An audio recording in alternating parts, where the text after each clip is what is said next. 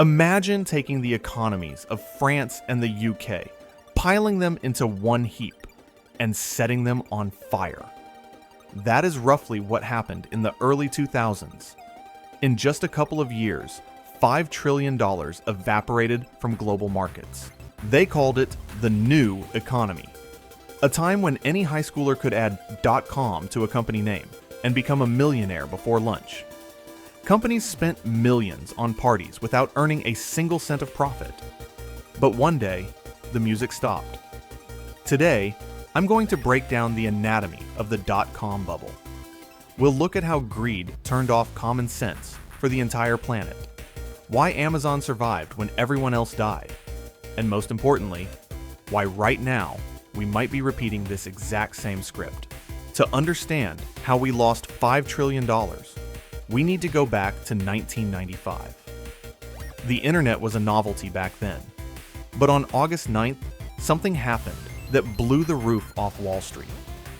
Netscape went public.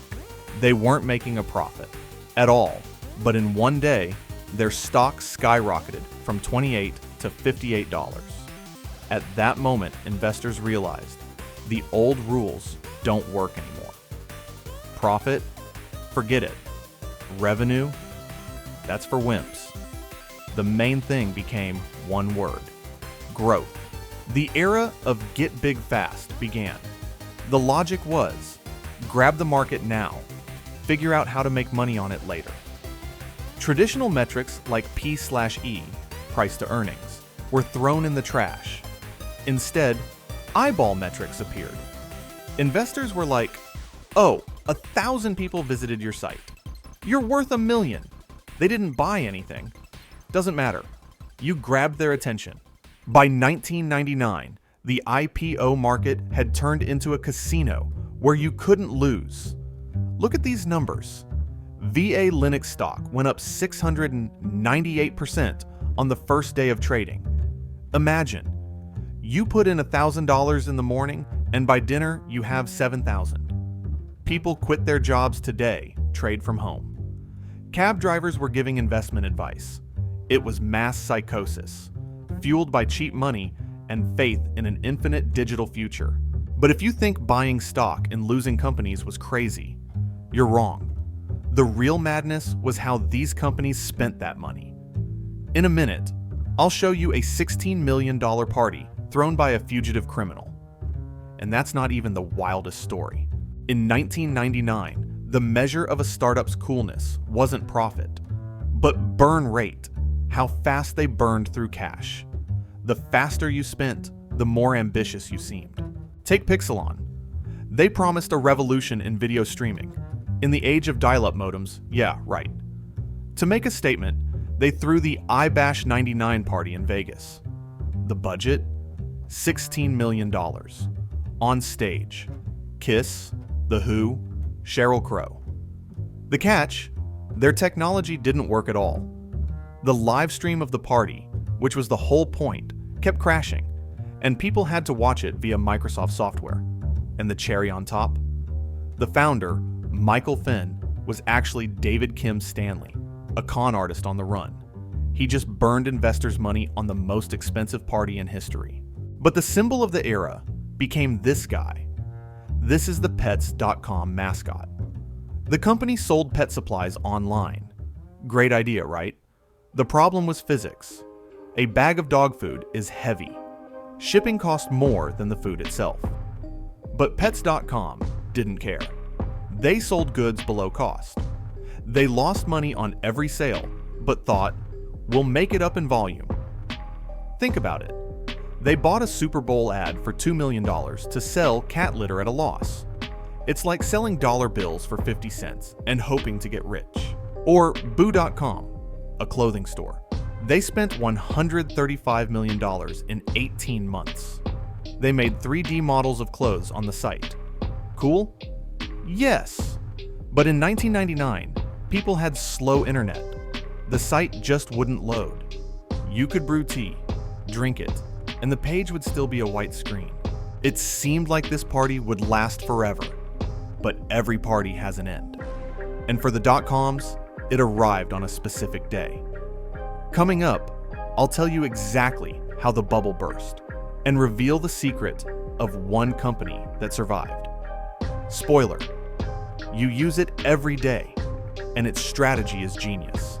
On March 10th, 2000, the NASDAQ index hit its peak, 5,048 points. It was the summit of Everest, and then the investors ran out of oxygen. Why did it all collapse? Three factors collided. The first, the Fed raised rates.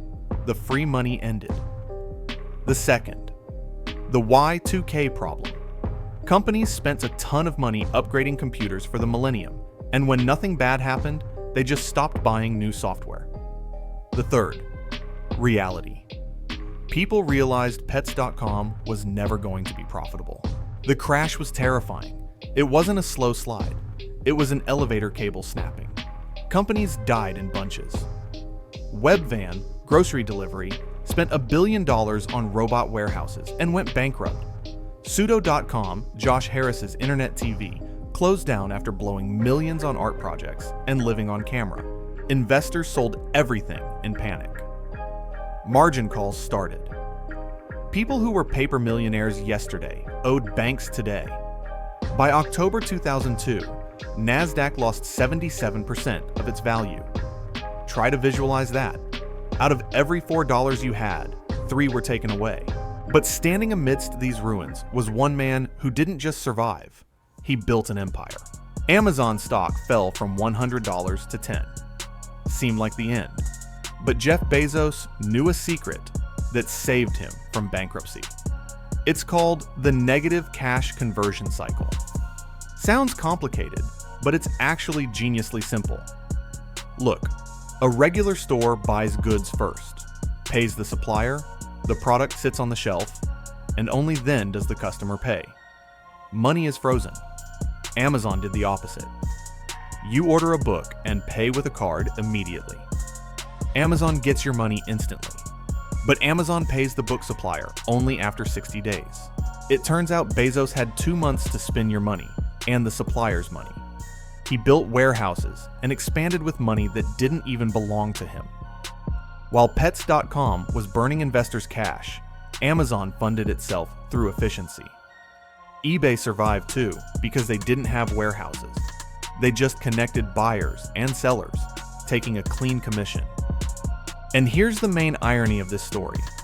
We're used to laughing at .com investors, like idiots, investing in thin air. But the truth is, we are living at their expense. Telecom companies in the 90s invested $500 billion in laying fiber optic cables. They thought traffic would grow infinitely. They were wrong. Most of them went bankrupt, but the cables stayed on the ocean floor and underground. This excess infrastructure made the internet cheap and fast. Without that crazy money of the 90s, there would be no YouTube, no Netflix, no 4K streaming today. Investors lost everything so we could get a digital future almost for free. It was the most expensive gift in human history. History doesn't repeat itself, but it rhymes. Today we see similar hype around artificial intelligence. Trillion-dollar valuations again. Companies again with no profit but a fancy .ai in the name. Buying hardware, chips, for billions again. Just like they bought servers and cables back then. Is the market right this time? Or are we at the party before the crash again? One thing is for sure. When the music stops, someone will be left with useless stock, and someone with infrastructure that changes the world. The only question is, which side will you be on? And now, a trick question. Do you think the current AI boom is a real revolution, like the invention of electricity? Or is it .com 2.0, and we're in for a hard landing? Write in the comments, revolution or bubble. Let's debate. 90% of people lose money on bubbles because they enter the market when cab drivers start talking about it. If you want to understand how the economy actually works, and not how the news tells it, subscribe to the channel. Here, we break down facts, not hype.